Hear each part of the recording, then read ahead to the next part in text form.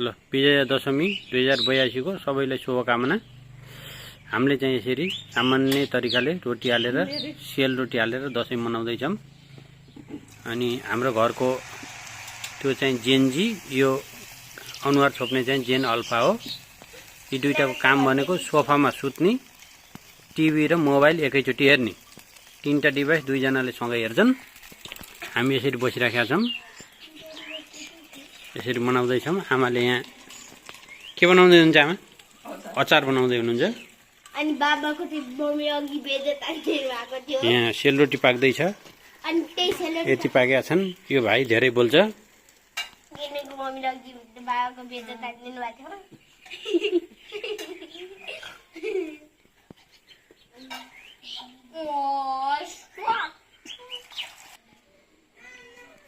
अहिले बगैँचामा त्यति राम्रो फुल फुलेको छैन, फुल्ने तयारी गर्दैछ।